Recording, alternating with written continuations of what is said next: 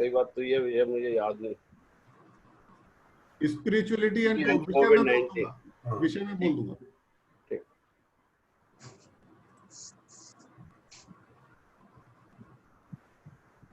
नमस्कार डॉक्टर साहब।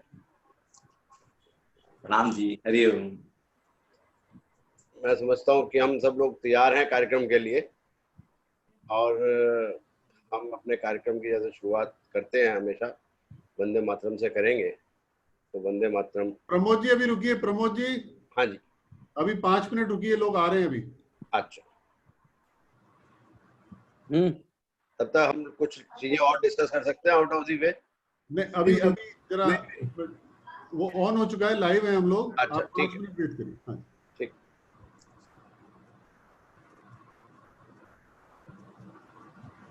वंदे मातरम, वंदे मातरम,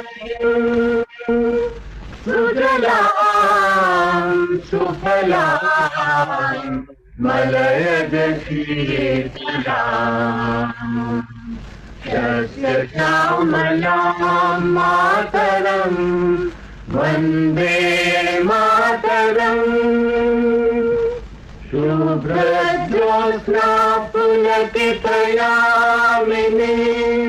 फुल्लकुसुमित द्रुमदल शोभिनीं, सुहासिनीं सुमधुर भाषिणीं, सुखदां वरदां मातरं, वन्दे मातरं,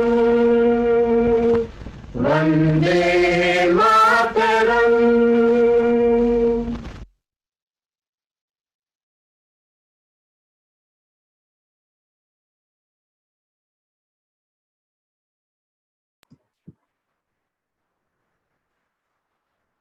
मैं प्रमोद नरूला, भारतीय वित्त सलाहकार समिति की तरफ से सभी का हार्दिक अभिनंदन करता हूं, और रोहित जी से मैं प्रार्थना करता हूं कि वो अपना वेलकम एड्रेस कहें। इससे पहले कि मैं बोलूं, मैं संजय गर्ग जी से रिक्वेस्ट करूंगा कि जो आज हमारे बीच में गुरुजी उपस्थित हैं, वैसे तो उनके नाम से सभी परिचित हैं और हम सब लोग उनको अच्छी तरह जानते हैं। पहले भी वो हमारे भारतीय वित्त सलाहकार समिति के कार्यक्रमों में रह चुके हैं, लेकिन उनका एक परिचय कराएं सबसे, और उसके बाद फिर हम आगे की कार्रवाई आगे प्रारंभ करेंगे। संजय गर्ग जी।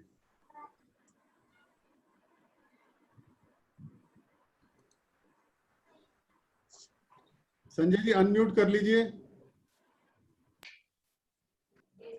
धन्यवाद रोहित जी।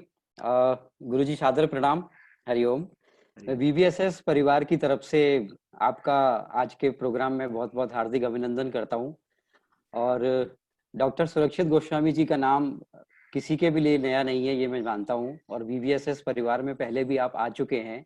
योगा और अध्यात्म के क्षेत्र में आपका एक बहुत बड़ा नाम है, और देश और विदेश में भी आपके प्रोग्राम होते रहते हैं। आपने हजारों से ज्यादा की संख्या में काफी योग टीचर बनाए हैं, और एक और बात कि भारत देश के अंदर आप योगा में प्रथम PhD हैं। इसके अलावा गीता का भी आपने सरल भाषा में अनुवाद किया है। टाइम्स ऑफ इंडिया ग्रुप के साथ आप as a spiritual head associated हैं, और स्पीकिंग ट्री में भी हम लोग अक्सर आपके आर्टिकल पढ़ते रहते हैं, गीता पे भी आपके आर्टिकल आते हैं। तो बाकी तो आपको सबने सुना है, और जो आपका ज्ञान है उससे कोई अछूता है नहीं। तो इसी इंट्रोडक्शन के साथ मैं गुरुजी से प्रार्थना करता हूँ कि आप अपने उससे पहले मैं रोहित जी से प्रार्थना करता हूँ कि रोहित जी गुरुजी का स्वागत करें, और फिर हम इस प्रोग्राम को आगे बढ़ाएं। धन्यवाद रोहित जी। धन्यवाद संजय जी। आज जिन परिस्थितियों में और जिन हालातों में हम लोग यहाँ मिल रहे हैं, कई बार मैं सोचता हूँ, हमारे यहाँ एक कहावत है ब्लेसिंग्स इन डिस्गाइज, तो इसको अपॉर्चुनिटी के रूप में देखा जाए या एक समस्या के रूप में देखा जाए, ये एक संशय बना रहता है। फिर भी जो हमारा भारतीय परंपरा है उसके हिसाब से हम ये कहते हैं, जाही विधि राखे राम ताही विधि रही है।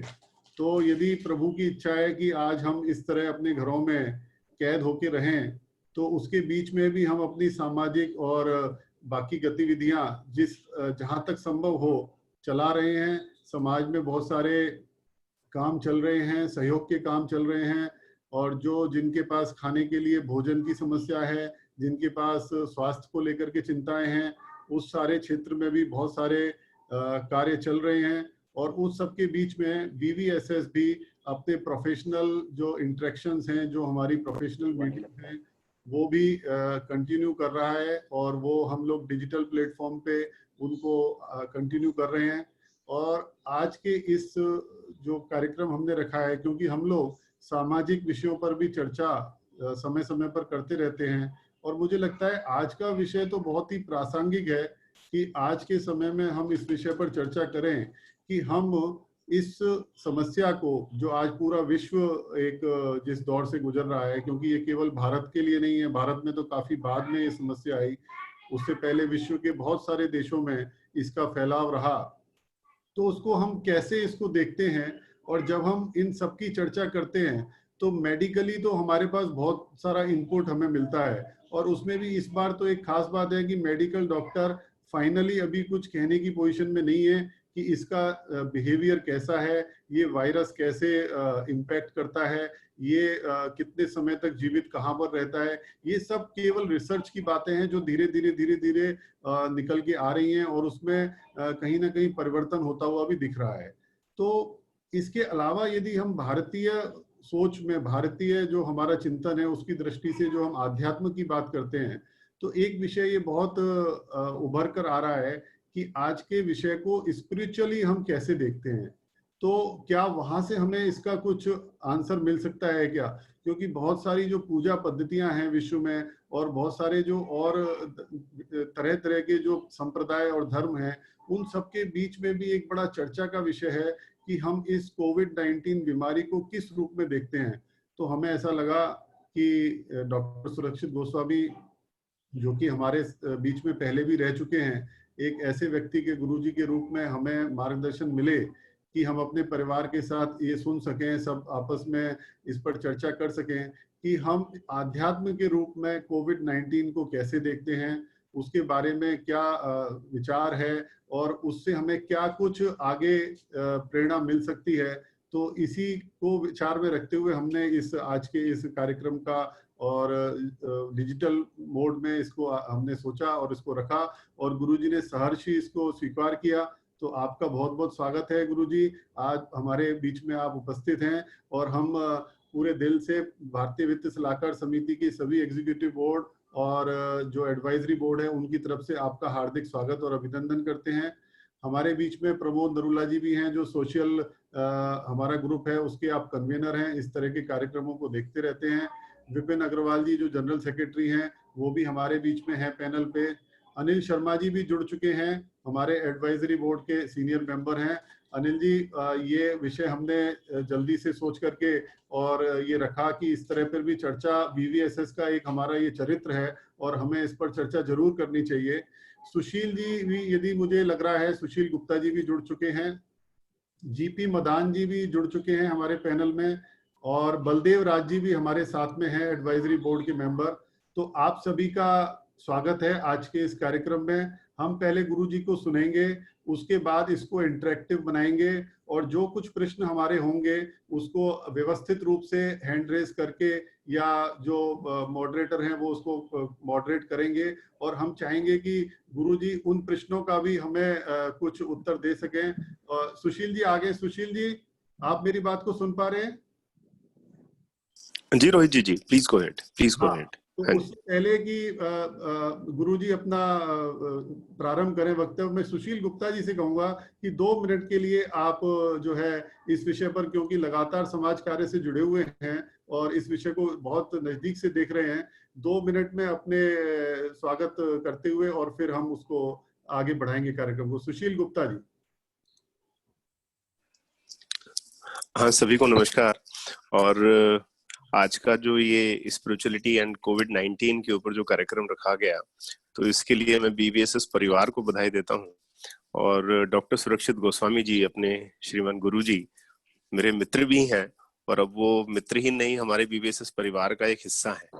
और काफी समय से बन चुके हैं, तो उनका स्वागत करते हुए, तो मुझे लगता है कि जितनी बातें रोहित जी ने कही हैं वो सभी अच्छे से की हैं। और मेरे को लगता है कि हम सब क्योंकि इस पूरे माहौल में पिछले मोटा करीब 1.25 महीने से इसमें अब रह रहे हैं, और 1 महीने से तो चूंकि 1 महीने से ऊपर तो लॉकडाउन ही हो चुका, तो इसमें जो अध्यात्म के रूप में जो आज बात की है जितनी भी, और जितनी मेरी समझ काम करती है, तो भारतीय परिप्रेक्ष्य में अगर ये हम अध्यात्म के विषय में अगर हम ये देखते हैं, तो जो मुझे समझ में आता है और जो एक्सपीरियंस किया पिछले कुछ समय में, वो नया नहीं है।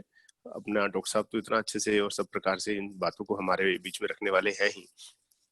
तो मुझे लगता है 4 प्रकार की विचारधारा जो दुनिया में इस समय देखने को मिली है, जो अपने भारतीय परिप्रेक्ष्य में अपनी जो विचारधारा समझने के लिए, उसको जल्दी से 1-2 मिनट में मैं प्रयास करूंगा, 2-3 मिनट में उसको आपके बीच में रख सकूं। एक है भोगवादी, जो कि अभी हमने देखा पश्चिम की, जो हमने पूरे यूरोप की और अमेरिका की जिस प्रकार की व्यक्तिवादी और भोगवादी संस्कृति को हमने दर्शन किए, जो कि एक कंजम्पशन बेस्ड इकोनॉमी, जिसका हमने कहा बहुत लोगों ने कि पहले प्रोडक्शन करा, फिर उसकी मार्केटिंग करी, फिर उसके लिए हमारे मन में नीड और ग्रीड पैदा की गई, और फिर उसको जब वो नहीं पूरी हुई तो उसको हमने रिसेशन का नाम दिया, या दूसरे शब्दों में अगर हम कहें तो उसको हमने देखा प्रकृति के शोषण के रूप में देखा। और वो सब हमने देखा कि जो अमेरिका, यूरोप, जितना भी, जब most powerful countries, best infrastructure, best of the best science, best of the best technology, low population, लेकिन इम्यूनिटी कम, सबसे अधिक प्रभावित, सबसे ज्यादा मृत्यु, लाखों बंदूक तो खरीद ली, लेकिन सरकार पर निर्भरता पूरी तरह से डिपेंडिंग अपॉन द गवर्नमेंट। लेकिन वहां पर हमें जो वास्तविकता जो थी, उसके बाद हमने जो वास्तविकता देखी तो एक लाचार देश के रूप में हमने देखा। इसी प्रकार से दूसरी हमने देखी जो विचारधारा, वो देखी हमने कम्युनिस्ट विचारधारा। एक हमारे यहाँ अगर हम देखें तो नक्सलाइट के रूप में, साधुओं की हत्या के रूप में, कन्वर्शन के रूप में, भारत तेरे टुकड़े होने के रूप में, कुल मिला के एक डिस्ट्रक्टिव मेंटालिटी। और जो कि हमने बड़े रूप में देखा तो चाइना को देखा, मानवता का घोर विरोधी, सारी दुनिया में संकट कर दिया, लेकिन जिम्मेदारी नहीं, अपने मरने वालों की कोई जानकारी नहीं, कुल मिला के वर्चस्व की लड़ाई के लिए पूरी दुनिया को संकट में डालने वाली ये मानसिकता। अल्टीमेटली रिजल्ट क्या हुआ? डेफिसिट ऑफ ट्रस्ट क्रिएट हो गया, कॉन्फिडेंस घट गया, शिफ्टिंग वो इंडस्ट्री और वो सब बातें हम जानते ही हैं। तीसरी विचारधारा हमने सबके बहुत नजदीक से इसके पिछले कुछ समय में दर्शन किए, जिहादी विचारधारा, अमानवीय कृत्य, हिंसा का सहारा। एक पुस्तक में कुछ लिख दिया या एक व्यक्ति ने कुछ कह दिया, बस उसी को मानना और उसी के अतिरिक्त और कुछ नहीं, कुल मिला के बस मैं ही और कोई नहीं। और हमने देखा कि किस प्रकार से तबलीगी समुदाय ने पूरे मुल्क को में एक प्रकार का संकट खड़ा करके और पूरे देश को बदनाम कर दिया। फिर अंत में जो आती है अपनी, अंत में मैं कह रहा हूं इसलिए आती है, ऐसा नहीं कि वो अंत में आती है, भारतीय विचारधारा, एक सर्वे भवन्तु सुखिनः की विचारधारा। और सर्वे भवन्तु सुखिनः में जब हम बात करते हैं तो प्रकृति की गोद में समाये हुए 5 प्राणी, जन, जानवर, जंगल, जमीन, जल, इन सबके सुख की चिंता करने वाली विचारधारा। सारा हमने देखा कि पूरा समाज सेवा में लग, और ये नहीं कि किसी के कहने से या सरकार के कुछ कहने से या सरकार के ऊपर डिपेंड होकर के, स्वयं की प्रेरणा से, सरकार के ऊपर कोई निर्भरता नहीं, सरकार की नहीं, समाज की जिम्मेदारी, समाज के द्वारा समाज का पेट पाला गया। कुल मिलाकर के अगर हम इसको देखते हैं तो इसमें जो हमारे यहाँ मानवता का विचार, पूरे विश्व की मंगल कामना का विचार, पूरा विश्व मेरा परिवार, चाहे वो नमस्ते के रूप में देखा, चाहे योग के रूप में देखा, चाहे आयुर्वेद के रूप में देखा, आयुष के रूप में देखा, कुल मिलाकर भारतीय जीवन मूल्यों को हमने पूरी दुनिया में तैरते हुए, समझते हुए और अपनाते हुए देखा। और जैसा कि हमारे मंदिरों में कहा गया, धर्म की जय हो। हमने ये नहीं कहा हिंदू धर्म की जय हो, हमने कहा उसके बाद बोला अधर्म का नाश हो। हमने किसी और के लिए नहीं बोला, हमने ये भी नहीं बोला कि अधर्मी का नाश हो, हमने सोचा जो अधर्मी है उसके अंदर जो अधर्म है उसका नाश हो, प्राणियों में सद्भावना हो और विश्व का कल्याण हो। इस प्रकार की विचारधारा के दर्शन हुए। तो मित्रों, ये जो एक पार्ट है, ये मेरे ख्याल से जो अध्यात्म का विषय है उसके लिए मुझे लगा कि ये कुछ बातें जो कि पहले से ही हैं, हम सब जानते ही हैं, वो आपके बीच में रखूं। तो मुझे लगता है कि इस सब के बीच में ऐसा लगता है कि हम सब लोग वो हैं कि इस संकट की घड़ी में भी हम यही कहेंगे, we will not let this crisis waste. And जो अनिल जी से हमने सीखा, अनिल शर्मा जी हमारे बीच में है कि नेवर वेस्ट ए क्राइसिस, तो उसको कहते हुए मैं अपनी बात को पूरा करता हूँ। धन्यवाद। धन्यवाद सुशील जी। तो अब मैं बिना किसी देरी के और रोहित जी, अब सुशील जी ने थोड़ा उत्साहित कर दिया, तो मैं भी गुरु जी से प्रार्थना करना चाहता हूँ। हाँ, नमस्कार गुरु जी। अब मैं चाहूंगा कि आप जो आप कहें वो तो कहेंगे ही। दो विषय मैं भी चाहता हूं कि आप उसको जरूर बात करें। इस पूरे माहौल में जिस तरह से कोविड-19 की सारी जानकारी मिलती है, तो कहीं ना कहीं एक किसी वक्त भय का वातावरण सा भी बनता जाता है। उसको कैसे हमें, उससे कैसे लड़ना है, एक तो ये बात आई। दूसरी बात जो भी सुशील जी ने बात कही कि एक विशेष समुदाय है, तो उस पे जो ये क्रोध जो आ रहा है, ये क्या कितना इसको कैसे हम इसको कंट्रोल करें। कर भी नहीं कुछ पा रहे हैं, पर क्रोध भी है, तो कहीं ये हमें ही नुकसान तो नहीं कर रहा। इस पर ये दो बातों को आप जरा अपनी बातचीत में रखें तो बहुत मुझे अच्छा लगेगा। धन्यवाद। धन्यवाद अनिल जी।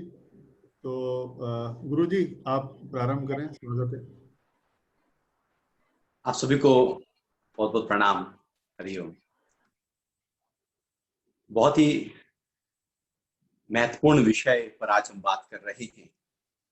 एक तरफ है कोविड-19 और दूसरी तरफ है स्पिरिचुअलिटी। कोविड-19 एक तरह से एक महामारी है, एक ऐसी स्थिति है जहां पर हर व्यक्ति, पूरी मानव जाति हिली हुई है। और आध्यात्मिकता दूसरी स्थिति है जो सिखाती है कि परिस्थिति कितनी बड़ी से बड़ी, भयंकर से भयंकर क्यों ना हो, आपको हिलना नहीं। बाहर से हिलाया जा रहा है और अध्यात्म कहता है हिलना नहीं। ये एक ऐसा समय है जहां पर हम अपने भीतर की मजबूती को और पक्का कर सकते हैं। गीता में भी अर्जुन के सामने युद्ध खड़ा था, तब भगवान श्री कृष्ण अर्जुन को ज्ञान का उपदेश दे रहे हैं। भगवान श्री राम के अंदर भी बहुत ज्यादा डिप्रेशन का भाव टीनेज में आ गया था, तब गुरु वशिष्ठ ने उनको उससे उभारा। अर्थात जब जब हमारे सामने बहुत ही विकट परिस्थिति खड़ी हो जाती है, वही समय होता है आध्यात्मिकता को अपने भीतर प्रकट करने का, बढ़ा लेने का। ये समय है एक तो कोविड-19 को समझने का, प्रकृति को समझने का, समाज को समझने का, जैसे अभी सुशील जी ने बहुत अच्छी तरीके से 4 प्रकार की विचारधाराओं का वर्णन किया, जिसमें भारतीय विचारधारा आधार के स्तर पर आधारभूत तरीके से खड़ी है। ये भारतीय विचारधारा आध्यात्मिक विचारधारा है। अध्यात्म का मतलब होता है अपने भीतर की यात्रा, एक ऐसी यात्रा जहां पर बाहर का प्रभाव आप पर ना हो, एक ऐसी यात्रा जहां पर बाहर का सुख हो या दुख, लाभ हो या हानि, जय हो रही हो, पराजय हो रही हो, लेकिन आप ना हिले। बाहर भयंकर से भयंकर दुख भी खड़े क्यों ना हो जाएं, लेकिन आप ना हिले। हमारे भीतर ये मजबूती की प्रक्रिया अध्यात्म देता है। अध्यात्म के बिना व्यक्ति बहुत कमजोर होता है, दुखी हो जाता है, डर जाता है और मन की स्थिति उसकी गड़बड़ा जाती है। अध्यात्म ही है कि व्यक्ति का सब कुछ लुट जाए, लेकिन तब भी वो पूरी निडरता के साथ में, उसी आनंद के साथ में, क्योंकि भीतर वो मजबूती उसके अंदर से पहले से है। आध्यात्मिकता हमारे भीतर एक ऐसी अनूठी यात्रा है जहां पर हम अपने स्व के भाव को जानने की कोशिश करते हैं, अपने उस आत्म भाव को जानने की कोशिश करते हैं, जहां से हमें आत्मबल मिलता है। उस बिखरे हुए मन को इकट्ठा करने की कोशिश करते हैं, जहां से हमें मनोबल मिलता है।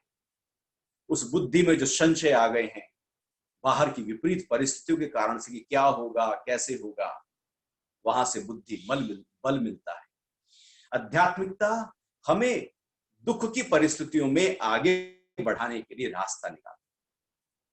परिस्थितियां आएंगी, चली भी जाएंगी, ऐसा कोई भी दुख नहीं रहा, कोई समस्या नहीं रही, बड़ी से बड़ी समस्या भी चली ही गई है। यहां कुछ भी टिकता नहीं है, क्योंकि प्रकृति ही परिवर्तनशील है। जब हम आध्यात्मिकता के बिल्कुल नजदीक होते हैं और उसमें खड़े होते हैं, तो ये जान लेते हैं कि ये परिस्थिति चली जाए, ये जाती हुई परिस्थिति मुझे दुखी, हताश, निराश और डरा के न जाए। परिस्थितियां फिर पहले जैसी हो जाएंगी, लेकिन बीच का जो समय आया है वो हमारी परीक्षा हो रही है कि हमने जो भारतीय संस्कृति में जो जन्मा है अपने आप को और इसमें परवरिश की है अपने आप को, अब ये समय आया है, ये परीक्षा हो रही है। परीक्षा हो रही है अपने भीतर की स्थिति की कि आपका मन हिलता है या नहीं हिलता। परीक्षा हो रही है कि डर अंदर सताता है या नहीं सताता। परीक्षा हो रही है कि केवल मेरे में ही हम अटकें या पूरे समाज के लिए पूरी तरह से अपने आप को खुलकर सामने आए। जैसे बीवीएस पूरी तरह से समाज के सामने हर तरह से सहयोग कर रहा है, तो परीक्षा हुई है कि अपने लिए तो बहुत जिया है, अब समाज के लिए जीने का समय आया है। तो हर रूप में परीक्षा जब प्रकृति ले रही है, तो हम सब जगह पास हो भी पा रहे हैं, उत्तीर्ण हो भी पा रहे हैं या नहीं हो पा रहे। जहां नहीं हो पा रहे, अब ये समय भी आ गया है, इसका मतलब है कि वही कमजोरी है हमारी। यदि डर आ रहा है तो डर से ऊपर उठना होगा, अभय में आना होगा। यदि मन हिल रहा है, दुख में आ रहा है, तो दुख से ऊपर उठना होगा।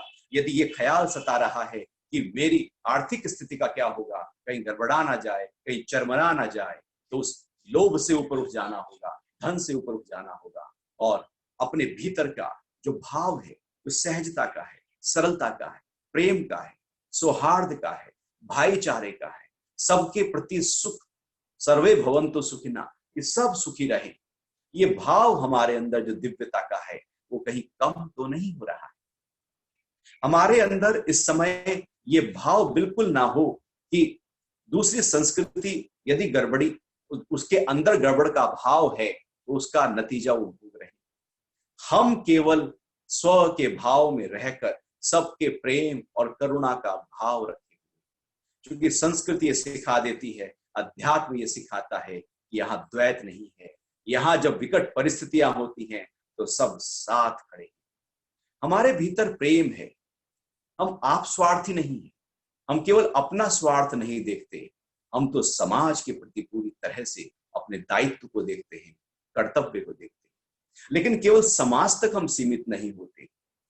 हम जब तक अपने भीतर से मजबूत ना हो जाए, हम समाज के लिए भी कुछ नहीं कर सकते। सबसे पहला कदम है मेरे भीतर मजबूती कितनी है, मेरे भीतर प्रेम कितना है। यह आध्यात्मिकता केवल नाम नहीं है, कुछ शब्द नहीं है, यह तो एक अनुभूति है, एक अनुभव है, एक तपस्या है। यह तो भीतर से जुड़ जाने की ऐसी प्रक्रिया है जो एकांत से होकर जाती है। इसका रास्ता एकांत से ही जा सकता है। भीड़ में कभी भी आध्यात्मिकता का अनुभव नहीं हो सकता। वो भीड़ बाहर की हो या मन की हो। हमारे मन में भीड़ बहुत थी, बहुत लोगों को हमने अपने अंदर रखा हुआ था, हर समय किसी ना किसी का ही ख्याल चलता रहता था। इस मेले में हम अपने आप को कहीं भूल गए, हमने अपने आप को खो दिया। मेला सज गया, हम खो गए। ये प्रकृति ने समय दिया है एकांतवास का, प्रकृति ने समय दिया है अपने साथ जुड़ जाने का, अपने को मजबूत करने का और पूरी सबल होकर फिर से बाहर निकलने। नहीं तो हमारे पास, हम तो यही कहते रहते थे कि हमारे पास टाइम नहीं। मैं पूछता था, भाई योग करते हो, समय नहीं है, ध्यान करते हो, समय नहीं है। हम अपने लिए समय निकाल नहीं पाते, ना परिवार के लिए समय निकाल पाते। जो जीवन में सबसे महत्वपूर्ण है उसको छोड़कर सबके लिए समय होता था। जो आधार है उसके लिए समय नहीं था, बाकी सबके लिए समय था। हमारे जीवन का आधार ही हम हैं, हमारा भीतर। यदि उसको हमने समय नहीं दिया तो हम मजबूती को प्राप्त कैसे हो सकते। प्रकृति ने यह समय दिया है हमें मजबूती के लिए। ये एकांत है जहां पर दूसरे का ख्याल नहीं, जहां पर जरूरत नहीं बाहर की, ना कोई आएगा ना कहीं जाना है। इससे बेहतर मौका अध्यात्म के लिए जीवन में कभी घटेगा नहीं। लोग तो जंगल जाते थे, लोग तो हिमालय जाते थे, सब छोड़कर जाते थे कि वहां कोई डिस्टर्ब ना करे। ऐसा ही मौका परमात्मा ने, प्रकृति ने दिया है। सबका घर एक गुफा बन गया है। अब इस गुफा में साधना करनी, हम खा पी के भी इस समय को निकाल सकते हैं, हम इधर उधर की बातें करके भी निकाल सकते हैं, हम केवल न्यूज में रहकर भी निकाल सकते हैं, लेकिन हम अपने साथ रहकर अपने अध्यात्म की, अपने ध्यान की गहराइयों में उतरकर उस अनुभव को भी पा सकते हैं जहां से सब कुछ, पूरा संसार प्रकट होता है। वो दिव्यता हमारे भीतर है, सभी के भीतर है। ऐसा कोई नहीं जिसके अंदर परमात्मा ने लाल ना डाला हो, ऐसा कोई नहीं जिसके अंदर नूर ना हो, आत्म तत्व ना हो। भगवान गीता में कहते हैं सभी जीवधारियों में जो आत्मा है वो मेरा ही अंश है। वो कोई भी हो, सबके अंदर वो है। ये समय है वो अपने भीतर जो बैठा है उसको अनुभव करें। यदि एक बार उसको अनुभव कर लिया तो उसका जो रस है वो बहुत ही आनंददायी होता है, क्योंकि वहां पर सुख और दुख कि ये दो विरोधी चीजें नहीं है। वहां लाभ और हानि ये विरोधी चीजें नहीं है, वहां मान और अपमान ये विरोधी चीजें नहीं है। वहां तो केवल एक रास्ता है, वहां तो केवल समता है, वहां तो केवल प्रेम की धारा बह रही है, वहां तो ठहराव है, वहां तो आनंद की पराकाष्ठा है, वहां तो परम आनंद है। और यही आध्यात्मिकता है। आध्यात्मिकता है बाहर बहती ऊर्जा को अंतर्मुखी कर लेना। आध्यात्मिकता है हमारी आंख जो बार बार देखना ही चाहती है, कान जो केवल किसी की बात सुनना चाहता है, नाक जो सूंघना चाहती है, जीभ जो बोलना चाहती है, खाना चाहती है। समेट तो सब, अभी जरूरत नहीं है। प्रकृति भी कह रही है समेट लो। यदि हमने अब भी नहीं समेटा तो फिर हम, समस्या तो चली ही जाएगी, फिर हम उसी आपाधापी में चले जाए। क्यों ना इस समय का सदुपयोग कर लिया जाए और समेट कर अपनी इंद्रियों को, समेट कर अपने मन को, समेट कर अपनी बुद्धि को, सारी ऊर्जा को समेट कर अपने भीतर के साथ इकट्ठा कर लिया जाए। ऐसे ही जैसे लेंस के आगे, सूरज के आगे लेंस रखो, लेंस सारे सूर्य की किरणों को इकट्ठा करके एक कागज को जला देता है, ऐसे ही हमें भी अपनी पूरी बिखरी हुई शक्तियों को इकट्ठा करके अपने अंतरतम में लगा दे। ये शक्तियों को इकट्ठा करके अंतरतम में लगाने की प्रक्रिया को ही अध्यात्म है। जितना हम केंद्रीकरण होते जाते हैं अपने स्वरूप से, उतना अध्यात्म घटता जाता है। महात्मा बुद्ध हो, वो भी एकदम पेड़ के नीचे एकदम क्वारंटाइन करते हुए बैठ गए थे। महावीर हो, वो भी बैठ गए थे। हमारे सारे ऋषि मुनियों के अंदर जो अध्यात्म प्रकटा है वो अकेले में प्रकटा है। क्योंकि अकेलापन का मतलब बोर नहीं होता। अकेले का मतलब है अपनी दिव्यता मेरे साथ है। जब मैं अपनी दिव्यता के साथ लंबे समय तक रहता हूं तो मेरे भीतर की जो आभा मंडल है, वो जो आत्मा का प्रकाश है, वो जो आत्म साक्षात्कार है, वो खुद ब खुद प्रकट हो जाता है। मेले में प्रकट नहीं होता, झमेले में प्रकट नहीं होता, विकारों में प्रकट नहीं होता, मन के पास्ट और फ्यूचर में दौड़ते हुए ख्यालों में प्रकट नहीं होता। वो तो अभी और अभी और अभी की गहराइयों में प्रकट होता है। आध्यात्मिकता अभी की गहराई है, जगत और पास्ट और फ्यूचर है। जब मन केवल पास्ट और फ्यूचर में ही दौड़ता रहे तो समझो कि जगत खड़ा है, क्योंकि मन वहां पर दौड़ रहा है। मन जब मेमोरी ही इकट्ठा कर रहा है और इमेजिनेशन ही कर रहा है तो समझो कि जगत खड़ा है। और जब हमारा मन अभी में टिक गया है तो समझना चाहिए कि आध्यात्मिकता हमारे भीतर प्रकट हो गई। कोविड-19 और स्पिरिचुअलिटी, या यूं कहें कि स्पिरिचुअलिटी को उजागर करना हो तो कोविड-19 से बेहतर कोई उपाय प्रकृति हमारे लिए कर नहीं सकती।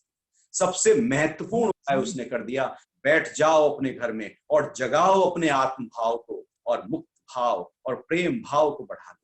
क्योंकि हिंसा बढ़ गई थी, क्योंकि द्वेष बढ़ गया था, अराजकता बढ़ गई थी, चारों तरफ सब कुछ आपाधापी। जैसे सुशील जी ने भी बताया कि एक भोगवादी संस्कृति पनप गई थी, मार्क्सवादी संस्कृति पनप गई थी, जिहादी संस्कृति पनप गई थी, क्योंकि बिखर रहे थे। प्रकृति ने कहा अपने अपने आप को तो जानो। प्रकृति कह रही है मनुष्य तुम तो जानवरों से भी बदतर हो गए। ऐसा कोई जानवर नहीं जो मुझ प्रकृति को नुकसान पहुंचाता हो। ऐसा कोई जानवर नहीं जो जंगलों को गंदा करता हो। हम कभी जंगल में जाकर देखें, क्या सुंदर दिखते हैं। शहरों को आकर 2 दिन सफाई ना हो तो कूड़े के ढेर लग जाते हैं। प्रकृति कह रही है कि जानवर हो, पशु हो, पक्षी हो, समुद्र में चलने वाले जीव हो या आकाश में उड़ने वाले पक्षी हो, सब मेरे अनुरूप चलते हैं। एक तुम ही हो जो मेरे बिल्कुल विपरीत चले हो, मुझे गंदा किया है, मेरा दोहन किया है, प्रदूषित किया है। मैं भी आखिर कब तक सहन करूं? और हमने कोशिश की इस प्रकृति को साफ करने की। नमामि गंगे प्रोजेक्ट में बहुत पैसा भी लगाया कि गंगा माँ साफ हो जाए, यमुना माँ साफ हो जाए, नदियां साफ होने लगे। लेकिन नतीजा क्या हुआ? गंदा भी उसी गति से किया जा रहा है जिस गति से सफाई की जा रही है। तो गंदे की मात्रा कम थोड़ी हो रही है। हमने बहुत कुछ प्रकृति को, ओजोन लेयर को हील करने की कोशिश करने के लिए बहुत कुछ उपाय सोचे, कुछ हुआ नहीं। प्रकृति जानती है ये मानव कुछ नहीं करेगा, ये बहुत आप स्वार्थी है, ये केवल अपना स्वार्थ देखेगा। ये किसी के लिए कुछ करेगा तो वहां भी अपना स्वार्थ ढूंढ लेगा। इसलिए प्रकृति ने कोविड-19 भेज दिया, कहा मैं संतुलन अपना खुद करूंगी, तुम अपने आप को जगाओ, मैं अपना बैलेंस करूंगी, तुम अपना बैलेंस करो। और ये समय है अपने बैलेंस का। प्रकृति ने तो अपना बैलेंस कर लिया, क्या हम कर पाए? प्रकृति तो एकदम हरी भरी हो गई, क्या हम हो पाए? प्रकृति में आकाश देखो एकदम नीला है, तारे एकदम बहुत बड़े बड़े दिख रहे हैं, चमकीले दिख रहे हैं। जो जंगल के जानवर हैं वो थोड़ा शहरों की तरफ, रोज न्यूज आ रही है कि बढ़ रहे हैं। नदियां सारी साफ होती जा रही हैं। अभी रिसर्च हुई है कि गंगा का पानी हरिद्वार में देखा गया कि वो एक कैटेगरी में आ गया, पीने लायक हो गया है, जो 20 साल में कभी हुआ ही नहीं था। सब कुछ प्रकृति ने अपने संतुलन को बना लिया। जल साफ हो गया, वायु साफ हो गई, ध्वनि प्रदूषण खत्म हो गया। हर रूप में प्रकृति कुछ ही दिनों में अपने संतुलन को, इतनी बड़ी प्रकृति अपने आप को फिर पहले के जैसा कर लिया। लेकिन हमने नहीं। यदि हम कर रहे हैं तो बहुत अच्छा है, और नहीं कर रहे हैं तो भी समय है अपने आप के साथ में जुड़ जाने का। ये समय दोबारा मिलने वाला नहीं है। इसलिए जब जीवन में दुख खड़ा हो, उसी समय आध्यात्मिकता का प्रकट हो सकती है। क्योंकि सुख में आध्यात्मिकता की किसको परवाह है? सब भोग सामग्रियां हैं, सब मेरे अनुसार काम चल रहा है, काम धंधा बढ़िया है, सब कुछ हो तो रहा है। आध्यात्मिकता केवल फिर वो नाम की हो जाती है। केवल ये हो जाती है कि हाँ, भारत में आध्यात्मिकता है। भारत में तो है, लेकिन मेरे भीतर। भारत की तो संस्कृति है, लेकिन वो संस्कृति मेरे भीतर कितनी उतरी? मेरे हाव भाव में, उठने बैठने, बोलने चालने, मन की स्थिति में, बुद्धि की स्थिति में, वो संस्कृति, वो योग, वो आध्यात्मिकता कितनी रची बसी? ये समय है उसको रचा बसा लेने का। ये समय है बेसिकली अपने शरीर के स्वास्थ्य को बढ़ाने का। आप घर में हैं, हम बाहर का खा नहीं रहे, उल्टा सीधा हमारे सिस्टम में जा नहीं रहा है। घर का पका हुआ खाना हम स्वपाकी हो गए हैं, खुद ही बना रहे हैं, और आपको पता है कि उस खाने में क्या डाला जा रहा है, वही डाल रहे हैं जो स्वास्थ्य के लिए अच्छा है। तो आहार के दृष्टिकोण से भी, जो आहार हमारे शरीर के स्वास्थ्य को बढ़ाएगा, उस दृष्टिकोण से भी ये समय बहुत ही उपयुक्त है। और घर के काम सारे हम खुद ही कर रहे हैं, तो फिजिकल एक्टिविटी बहुत हो रही है, तो उस दृष्टिकोण से भी हम अपने शरीर को स्वास्थ्य दे रहे हैं। क्योंकि समय समय है, तो 1 घंटा सुबह और 1 घंटा शाम। उम्मीद है आप सब योग का अभ्यास कर ही रहे होंगे। आप सुबह ध्यान में ही बैठते होंगे, शाम को ही बैठते होंगे, क्योंकि समय बहुत है। तो ये समय है अपने शरीर के स्वास्थ्य को बढ़ाने का। ये समय है परिवार में अपने एक सौहार्दपूर्ण वातावरण को और बढ़ा लेने का। घर के बुजुर्ग कहते थे कि हमको समय नहीं दिया मिलता, अब हम उनको समय दे रहे हैं। बच्चों को समय नहीं दे पाते थे, उनको भी समय मिल रहा है। परिवार के सब सदस्य इकट्ठा होकर एकदम मजबूती के साथ आगे आ रहे हैं। तो हमारा जो परिवार की यूनिट है वो सबल हो रही है, शरीर स्वस्थ हो रहा है। क्योंकि खान पीन, नींद, रात को जागने की जरूरत नहीं है, जल्दी सो जाएं, जल्दी उठ जाएं। बिल्कुल दिनचर्या को हम अपने अनुसार कह सकते हैं, रख सकते हैं। अभी वो दिनचर्या जो हम कहते थे कि दूसरे के अनुसार है, जल्दी कैसे आएंगे, क्लाइंट के पास फंसे हुए हैं, ऑफिस में हैं, ट्रैफिक में हैं, वो सब बातें खत्म है। अब तो हवा इतनी शुद्ध है कि ऑक्सीजन आप लंबा गहरा भरेंगे तो अंदर पूरा सिस्टम एकदम क्लीन होता चला जाएगा। यूं कहें कि पूरी प्रकृति हमारे सहयोग में आकर खड़ी हो गई है। अब भी हम डरे रहेंगे तो फिर तो कोई फायदा नहीं, अब भी हम कल पर डाल देंगे तो फिर तो कोई फायदा नहीं।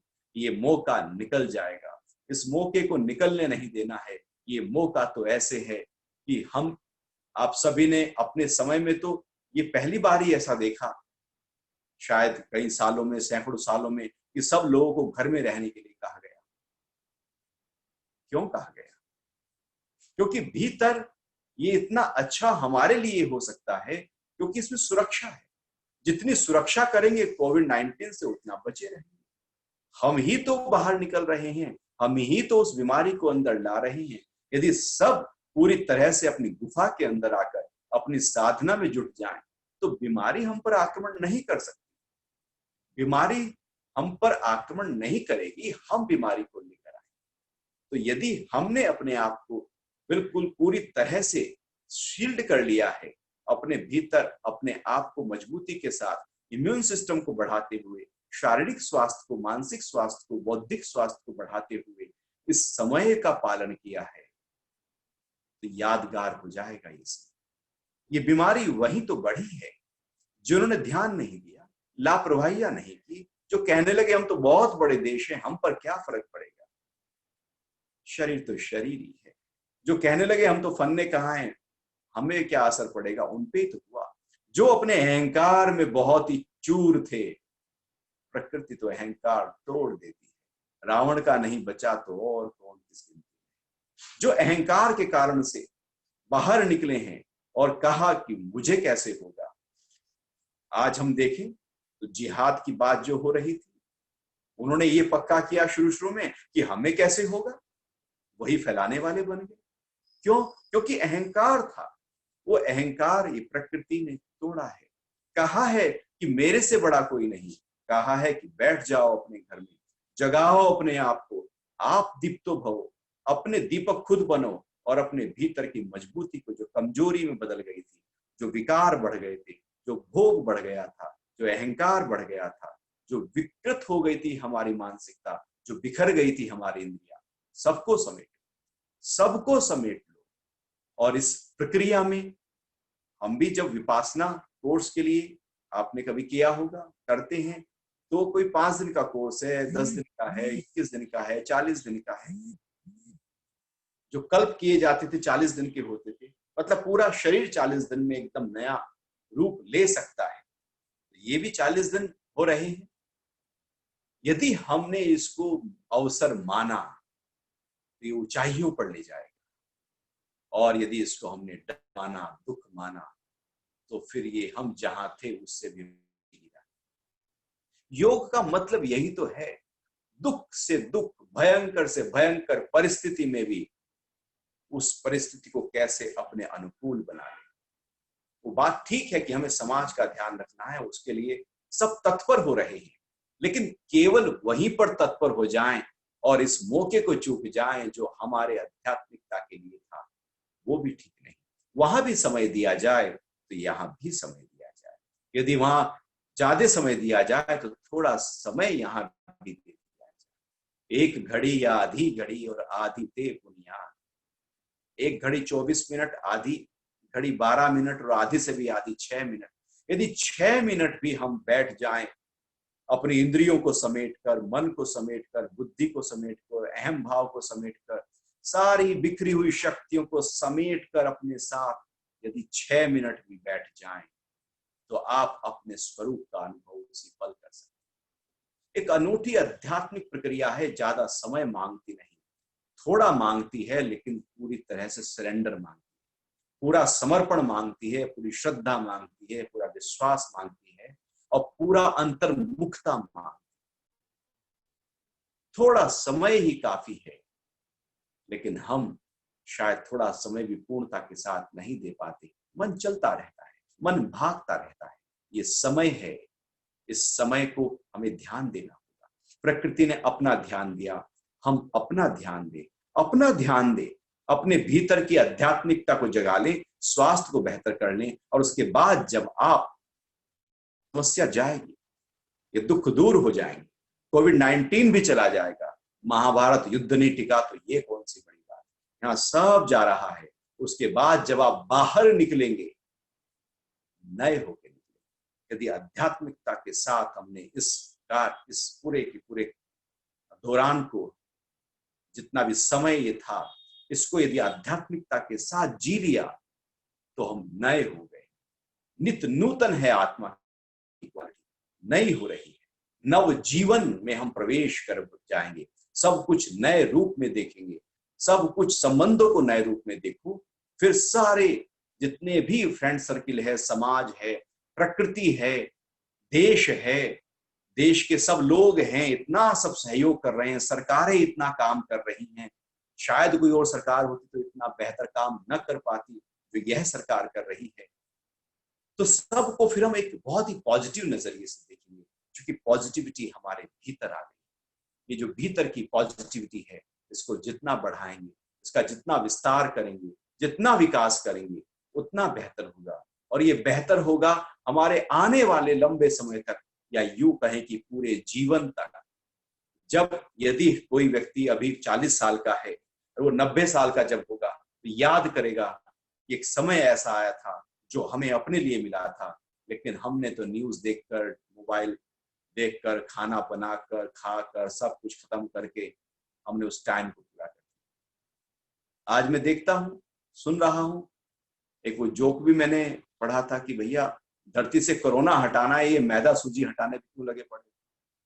तो सब लोग ज्यादा से ज्यादा खाने पे लगे पड़े हैं, जबकि ये समय है अपने शरीर के स्वास्थ्य को बेहतर से बेहतर करने का। मौका चूकना नहीं चाहिए। आध्यात्मिकता यही सिखाती है, योग यही सिखाता है और सिखा देती है भारतीय संस्कृति कि जब लगे कि हिल रहे हो, टिक जाओ अपने भीतर। और यदि ये समय हमें हिला रहा है तो टिक जाओ अपने भीतर। सर्वे भवन्तु सुखिनः, सर्वे सन्तु निरामया का भाव हमारे अंदर तब पैदा होगा जब हमने सबको अपने भीतर अपने जैसा समझा होगा। समता का भाव जब हमारे भीतर प्रकट हो जाएगा, प्रेम का भाव प्रकट हो जाएगा, तो सबको आत्मरूप ही देखेंगे। इसकी शुरुआत भीतर से होती है। यदि हमने अपने भीतर अपने ही स्वरूप को देख लिया है तो अब सब में उसी का ही स्वरूप देखेंगे। इसलिए हमारे यहाँ जो शांति पाठ है, वैदिक शांति पाठ है, वो भी पूरी प्रकृति में शांति का आह्वान करता है। वो भी चांद, तारे, धरती, सब जगह शांति हो, लेकिन हमने सब जगह प्रकृति में अशांति पैदा की थी।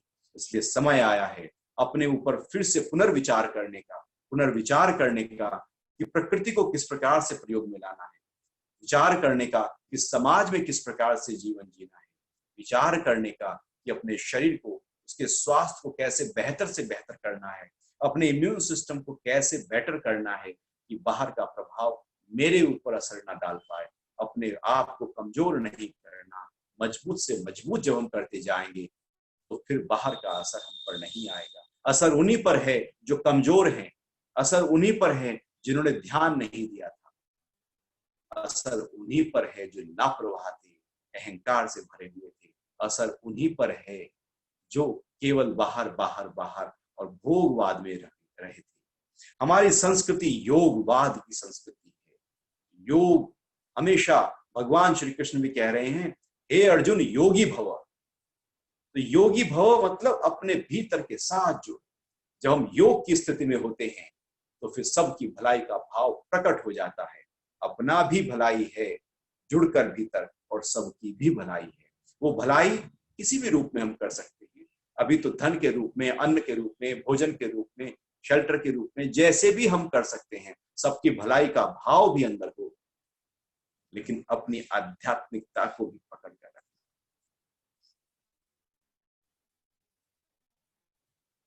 हरिओम। धन्यवाद डॉक्टर साहब। प्रकृति ने एक समय दिया अपने आप से जुड़ने का, और किस तरीके से हम अपने आप से जुड़ सकते हैं ये आपने बताया। योग का समय है, अपने शरीर पे ध्यान दें। जो एक प्रतिस्पर्धा चल रही थी उस प्रतिस्पर्धा से हटकर भी हम अपने परिवार के साथ घर में रह सकते हैं, ये एक ऐसा समय आया है। और प्रकृति अपने आप सभी को बैलेंस करती है, तो प्रकृति, ये शायद समय ऐसा है कि प्रकृति ही ने समय दिया है हम लोगों को अपने आप को बैलेंस करने का, अपने आप को पहचानने का। मैं, अगर किसी का कोई क्वेश्चन है तो उनसे प्रार्थना करूंगा कि वो अपना क्वेश्चन पूछ सकते हैं। हाथ रेज करें, रेज हैंड की स्क्रीन पे नीचे आ रही है, और कोई भी क्वेश्चन हो तो डायरेक्ट बात कर सकते हैं।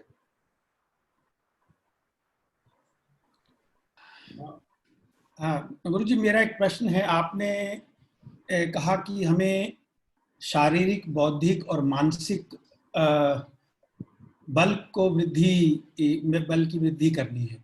तो ये मानसिक और बौद्धिक के अंतर को थोड़ा सा अगर आप बताएं, आप इनमें क्या विशेष, किस तरह से शारीरिक समझ में आया, मानसिक और बौद्धिक का अंतर कुछ अगर आप बताएं।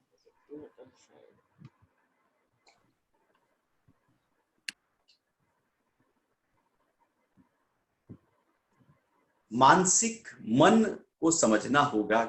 मन का मतलब है जिसमें ख्याल है। मन का मतलब है जो हमारा एक तरह से पास्ट और फ्यूचर में ही जो दौड़ता रहता है, जो लगातार ख्याल लाता रहता है और उन ख्यालों में हम खोए रहते हैं। वो जो ख्याल है जहां पर आते हैं उसको मन कहते हैं। मन एक ऐसा प्लेटफॉर्म है जहां पर ख्याल आते हैं, और ये ख्याल अच्छे बुरे हर प्रकार के होते हैं। मानसिक बल, मानसिक निर्बलता का मतलब है कि पास्ट का कोई ख्याल आया, दुख का ख्याल था और हमने उसको पकड़ लिया। क्योंकि आप देखेंगे कि जब भी हमारा मन पास्ट में जाता है, दुख की ही बातें लेकर आता है। तो मानसिक दुर्बलता का मतलब है पास्ट में जाकर दुख के ख्यालों को याद करना, या फ्यूचर में जाकर डर लेकर आना।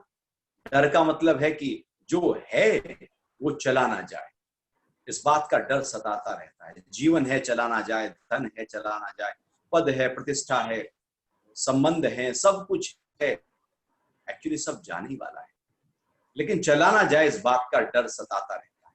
ये मानसिक दुर्बलता है। और लोभ जो नहीं है वो कैसे आ जाए, और इसके लिए हम बहुत कुछ प्रयास, सही रूप में, गलत रूप में, अनेक रूप में हम करते ही रहते हैं। वो लोभ है। जब हमारा मन दुख, डर और लोभ में फंसा रहता है तो समझो कि मानसिक दुर्बलता पैदा हो। इस मानसिक स्वास्थ्य को बेहतर से बेहतर करने के लिए जरूरी हो जाता है कि इस भागते हुए मन को अभी में लेकर ठहराओ। अभी जितना एकांत होंगे, जितना ध्यान घटेगा, उसके लिए जितना प्राणायाम का अभ्यास, अनुलोम विलोम प्राणायाम, भ्रामरी प्राणायाम और ओम का जाप बहुत लाभकारी होता है हमारे इस भागते हुए मन को ठहराने के लिए, एकाग्र करने के लिए। जितना मन ठहरेगा उतना मनोबल बढ़ेगा। कमजोर मन भागता है, मजबूत मन ठहरता है। यदि ठहरा है, कोई कार्य हम कर रहे हैं और उस कार्य में हमारा मन पूरी तरह से डटा हुआ है, जमा हुआ है, एकाग्र है, कहीं भाग ही नहीं रहा है, तो समझो कि हमारा मन मजबूत है। और जो हम कार्य कर रहे हैं, हम सुबह उठते हैं, ब्रश कर रहे हैं, मन भाग गया, नहा रहे हैं, मन कहीं और है, खा रहे हैं, मन कहीं और है, हम कुछ कर रहे हैं, मन कहीं और ही, मतलब मन कमजोर है, भाग रहा है। यदि जो कर रहे हैं वहीं पर मन टिके तो मानसिक स्वास्थ्य बहुत अच्छा है, हमारा मनोबल बहुत अच्छा है हमारा। तो इसके लिए ये जो समय है अपने मन को एकाग्र करने के लिए, क्योंकि बाहर की कोई खबरें नहीं खास, आप अखबार ना भी पढ़ो तो चलेगा, न्यूज ना भी देखो तो चलेगा, बस एक ऐप डाउनलोड कर लो, आरोग्य सेतु, उससे पता लग जाएगा कि क्या हो रहा है। ज्यादा खबरें का मन मजबूत होता है। तो मन को ताकत देने के लिए समय हम अपने मन को ताकत दे सकते। मन और बुद्धि में अंतर यही है कि मन में जो ख्याल आते हैं, विचार आते हैं, बुद्धि उनमें से निर्णय लेती है। जो भी आप कहें कि इसमें क्या करना है, तो बुद्धि वहां पर खड़ी हो जाती है और बुद्धि कहती है कि ये करो, ये न करो, जाओ न जाओ, खाओ न खाओ। तो वो चीजें हमेशा बुद्धि बात करेगी, कर भी सकते हो, नहीं भी कर सकते। जब बुद्धि दो चीजें खड़ी कर दे तो समझो कि बुद्धि में संशय भाव पैदा हो गया है। और जब हर चीज में बुद्धि दो ही बातें खड़ी करे, वो खुद निर्णय ले ही ना पाए, तो समझो कि बुद्धि के स्तर पर जो बौद्धिक है हमारा, वो कमजोर हो गया है। बुद्धि का मतलब है कि हमारी बुद्धि में निर्णय लेने की क्षमता बहुत ही तीव्र हो और सही, बेहतर से बेहतर हम निर्णय ले पाए। तो अपनी बुद्धि का विकास करने के लिए बुद्धि में निश्चय भाव डालना बहुत जरूरी है। गीता के दूसरे अध्याय में निश्चयात्मिका बुद्धि और अनेक भेदों वाली बुद्धि, दो बुद्धि की बात कर रहे हैं।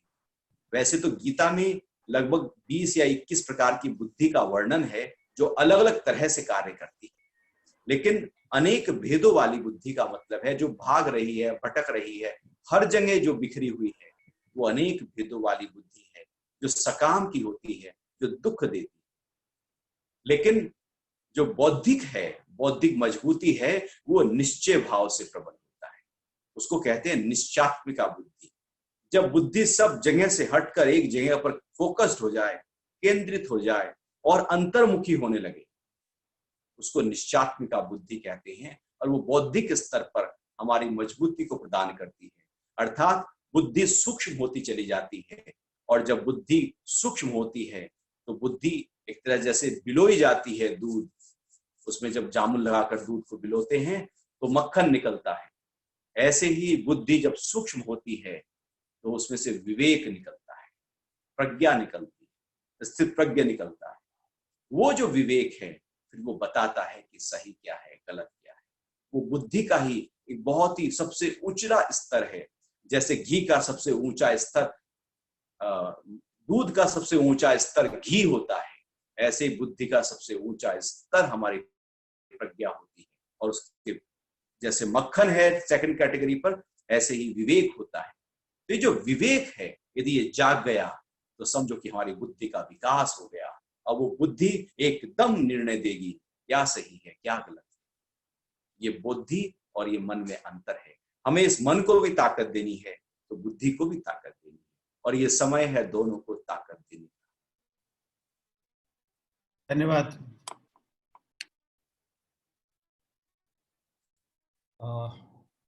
बहुत अच्छा डिफरेंशिएशन किया मन और बुद्धि में, कि मन के आगे बुद्धि है, कि जो ऐसा नहीं है कि जो मन करता है वही कर लिया जाता है। निश्चित रूप से जब मन करता है तो भी बुद्धि, जो मन कहे वो करें तो मन मत कहलाते हैं, और ऐसे लोग जीवन में दुख ही भोगते हैं। तो बुद्धि से ही लोग काम करते हैं, बुद्धि ऐसा भी मन के आगे। हाँ, बुद्धि में भी जो विवेक है, और केवल बुद्धि नहीं, जिनका हृदय भी खुल जाए, भाव भी खुल जाए, वो ही जीवन में सुखद अनुभूति पाते हैं। केवल बुद्धि खड़ी हो तो बुद्धि तो काटती रहती, हमेशा काटती रहती। आप घर में आओ और घर में बुद्धि को खड़ा कर लो कि मैं तो इतना बड़ा हूं। बुद्धि का विषय घर नहीं, घर में भाव प्रधान होता है। जब बुद्धि की जरूरत है तब बुद्धि का प्रयोग हो, नहीं तो बुद्धि शांत हो। बुद्धि कैंची की तरह है जो काट रही है। जब बुद्धि जिन लोगों की बहुत ज्यादा कुशाग्र हो जाती है, बुद्धि ही रहती है, वो जीवन में बहुत दुख भोगते हैं। यदि उनका हृदय नहीं खुला, भाव नहीं खुला, समता का भाव नहीं आया, समत्व का भाव नहीं आया, प्रेम नहीं घटा, तो बुद्धि ही हमारे ऊपर हावी होकर हमारा ही नुकसान कर। नवीन कुमार जैन जी कुछ पूछना चाह रहे हैं। नवीन जी बोलिए। रोहित जी प्रणाम। हरिओम हरिओम। गुरुजी मैं ये जानना चाह रहा हूँ कि जिस समय हम लोग आसन करते हैं, आसन की जिस समय होल्डिंग पोजीशन होती है, तो उस समय ब्रीथिंग कैसे करनी चाहिए हम लोगों को? जब होल्डिंग पोजीशन है तो उस समय डीप ब्रीदिंग होनी चाहिए। और जो आसन कर रहे हैं, हर आसन का कहीं खिंचाव और कहीं दबाव होता है। कुछ मांसपेशियां खिंच रही होती हैं और कहीं दब रही होती है। तो जहां खिंच रही हैं वहां पर जब आप गहरा श्वास भरते हैं तो जहां खिंचाव हो रहा है मन को वहां ले जाएं, और जब प्रश्वास कर रहे हैं जहां दबाव पड़ रहा है मन को वहां ले जाएं। लंबा गहरा श्वास आसन के बीच की स्थिति में बहुत ही लाभकारी हो जाता है, क्योंकि वहां पर अब आसन के साथ साथ एक प्राणायाम का सूक्ष्म अभ्यास साथ साथ चलने लगता है। यदि श्वास का ध्यान न दिया जाए तो आसन उतना सूक्ष्म स्तर पर काम नहीं करेगा जितना श्वास के साथ किए जाने वाला आसन काम करेगा। और वैसे भी महर्षि पतंजलि कहते हैं कि आसन के बाद तो प्राणायाम करना ही है, और प्राणायाम में अपने श्वासों की क्रियाओं को, गति को, जो 5 प्रकार के प्रमुख प्राण हैं और 5 उप प्राण हैं, उनको बैलेंस करना ही है। तो क्यों ना श्वासों के आसन में ही श्वासों के माध्यम से अपने उन प्राणों को ताकत देना शुरू करें और एक भूमिका बना लें कि जब हम प्राणायाम करेंगे वो ज्यादा लाभ देगा। तो लंबा गहरा श्वास और खिंचाव और दबाव जहां पर हो रहा है वहां पर फोकस। अभी जीपी मदान जी कुछ कहना चाह रहे हैं। मदान जी बोलिए। डॉक्टर साहब नमस्कार। प्रणाम जी मदान जी। आपने वर्णन किया गंगा के पानी का हरिद्वार में, हम सब ने पढ़ा भी अभी 2 या 3 दिन पहले और देखी भी हमने, उसकी तस्वीर भी देखी। तो इन दिनों में क्या देख रहे हैं हम सब कि गंगा का पानी साफ हो रहा है, नदियों का पानी साफ हो रहा है, आकाश एकदम नीला हो रहा है, पक्षी एकदम चहचहा रहे हैं, बहुत से नए नए पक्षी देखने को मिल रही है, उनकी आवाजें सुनने को मिल रही हैं, एयर क्वालिटी बहुत अच्छी हो गई है। शाम को मैं कोशिश करता हूँ गुरु जी कि 6:30 से 7:30 के बीच में मैं अपने अपार्टमेंट की छत पे चला जाऊं और वहां से सूर्यास्त भी देखूं और वहां से चांद का निकलना भी देखूं, तारों का निकलना भी देखूं, क्योंकि मुझे नहीं याद पिछली बार हमने तारे और चांद निकलते कब देखे थे, आसमान इतना नीला कब देखा था। मेरे घर से नोएडा सेक्टर 18 की जो बिल्डिंग है अंडर कंस्ट्रक्शन 10 किलोमीटर दूर है, वो बड़ी क्लियरली विजिबल होती है छत से। तो इस माहौल ने हमें ये तो बता दिया है कि ये सब कुछ कैसे हो सकता है, हवा कैसे शुद्ध हो सकती है, पानी कैसे शुद्ध हो सकता है, हमारे आसपास का माहौल कैसे शुद्ध हो सकता है, और हम ये करोड़ों लाखों करोड़ों रुपए जो खर्च करते हैं सबको शुद्ध करने के लिए, ये सब कैसे हो सकता है। क्योंकि नमामि गंगे का प्रोजेक्ट भी हम कई सालों से सुन रहे हैं, 28,000 करोड़ रुपए अभी तक सैंक्शन भी हो चुका है नई स्कीम के अंदर, पुरानी स्कीम में कितना खर्च हुआ होगा मालूम नहीं। तो हमें मालूम है कि ये सब काम हो सकता है, कैसे हो सकता है अब ये भी पता लग गया हमें। लेकिन अभी काम कैसे हो सकता है, सरकार की इच्छा शक्ति हो और हम सबका सहयोग हो, तो मुझे लगता है कोई भी काम असंभव नहीं है। और ये जो लाखों करोड़ों रुपए का जो खर्चा इन चीजों को साफ करने में किया जाता है वो बच सकता है, और इसे आम जनता की तकलीफों को, बाकी तकलीफों को, समस्याओं को दूर करने में हम उन रिसोर्सेज को लगाया जा सकता है। और मेरा एक और मानना है कि ये लॉकडाउन जो है, थैंक्स टू कोरोना, मुझे लगता है लॉकडाउन हर साल कम से कम 10 दिन के लिए कंपलसरी हो जाना चाहिए, ताकि हमारे आसपास का माहौल शुद्ध हो सके और हमारे अंतःकरण भी स्वस्थ हो सके और साफ हो सके।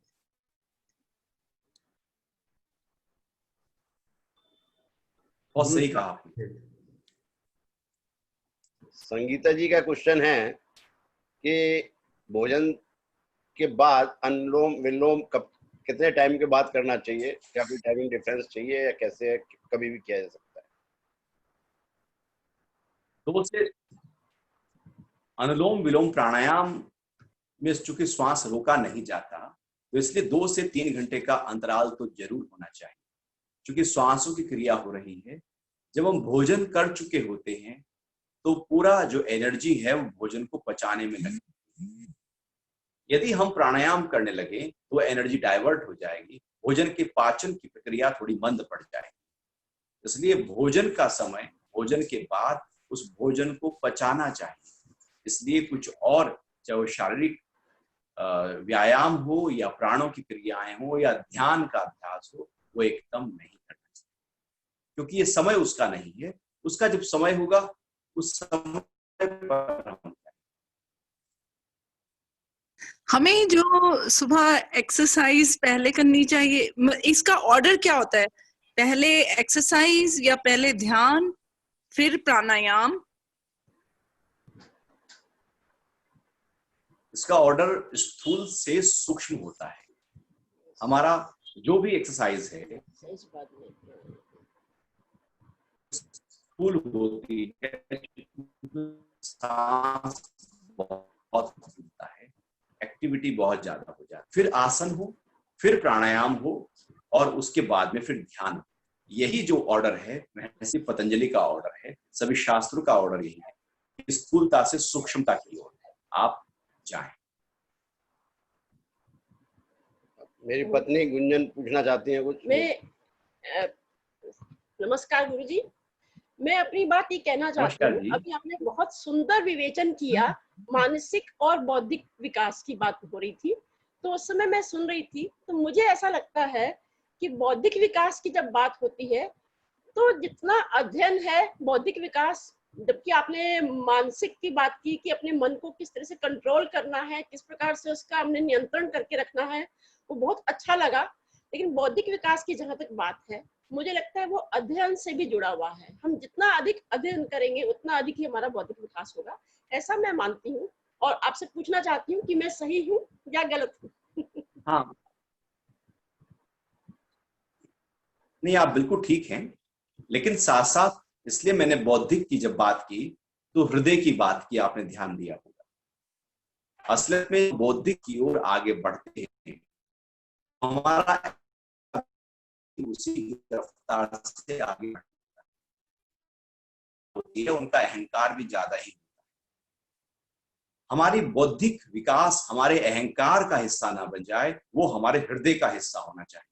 बुद्धि का विकास हो तो प्रेम भी साथ साथ बढ़े, बुद्धि का विकास हो तो समता भी साथ साथ आए। यदि वो अहंकार बढ़ गया, क्योंकि विद्वानों का अहंकार ज्यादा खतरनाक है, जिसको कुछ नहीं पता वो कहेगा मुझे तो कुछ पता नहीं है। लेकिन यदि किसी को कुछ पता है तो उसका अहंकार होगा कि अरे मुझे तो ये भी पता है, मुझे तो ये भी पता है। बौद्धिक विकास का मतलब है कि बुद्धि में पूरा ज्ञान भी हो लेकिन साथ साथ प्रेम भी हो। जिस अहंकार बढ़ने की संभावना, क्योंकि रावण को भी बहुत बुद्धि थी, अहंकार भी था, किसी को भी आप देखिए जिसकी बुद्धि बढ़ी है अहंकार भी बढ़ा है, क्योंकि एनर्जी को सही प्रकार से चैनलाइज नहीं किया गया, क्योंकि वहां पर आध्यात्मिकता का पुट नहीं। जब आध्यात्मिकता के साथ बुद्धि का विकास होता है तो आध्यात्मिकता हृदय को खोलकर प्रेम को प्रकट कर देती है, भाव को प्रकट कर देती है। और यदि आध्यात्मिकता के बिना बुद्धि का विकास किया जाता है तो वो पूरी तरह से अहंकार को बढ़ा देता है। तो इस बात को हम थोड़ा सा ध्यान रखें कि बुद्धि के विकास के साथ साथ अहंकार का विकास तो नहीं हो रहा है।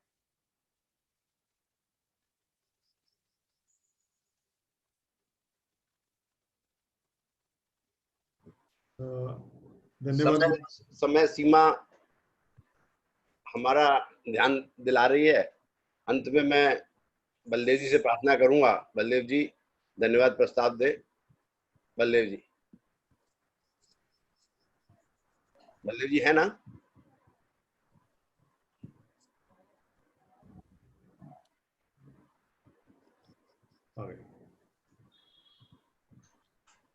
बलदेव जी अनम्यूट कर लीजिए। स्वामी जी, आज के कार्यक्रम में आपका जो जर्नी आपने दी हमें बाहर से अंदर की तरफ ले जाने की, वो एक अद्भुत गाइडेंस है हमारे लिए, शायद प्रोफेशनल ब्रदर्स के लिए। बाहर तो बहुत भागना सीखा हमने, आज अंदर ले जाना भी सिखाया आपने। और बीबीएसएस की तरफ से आपका बहुत धन्यवाद, आपने आज इतने में समय दिया इतना और अच्छी गाइडेंस दी। और बीबीएसएस टीम को भी, ऑर्गेनाइजर्स को भी धन्यवाद, और सभी पार्टिसिपेंट्स को भी कि उन्होंने अच्छा एक गाइडेंस ली आज, और हम प्रैक्टिकली उसको इम्प्लीमेंट करेंगे, कोशिश करेंगे। आप सभी का धन्यवाद, बहुत बहुत धन्यवाद। धन्यवाद। Thank you ji, thank you ji, thank you doctor साहब। और सुशील जी ने बताया था कि किस तरह से वो पूरे तरह से समाज में एकदम कार्य कर रहे हैं, और बीबीएस किस तरह से कार्य कर रहा है, आरएसएस किस तरह से काम करता है, पूरे ग्राउंड लेवल पर काम किया जा रहा है। तो सभी को बहुत बहुत नहीं, आप सबका बहुत बहुत जी, आपका आज आशीर्वाद मिल गया सबको, ये बड़ी अच्छी बात हो गई गुरुजी, है ना। बल्कि मैं तो कई बार सोचता था कि आपसे पूछूंगा कि भाई ये चारों ओर जो पॉल्यूशन था जब तक, है ना, आंखों में जलन थी, सीने में तूफान था, तब खुल के सांस ले रहे थे, और अब जब पॉल्यूशन फ्री एनवायरनमेंट है तो छान छान के सांस ले रहे हैं और तड़प रहे हैं उस धरती को पुनः गंदा करने के लिए। तो अध्यात्म से इसका कैसे संबंध है?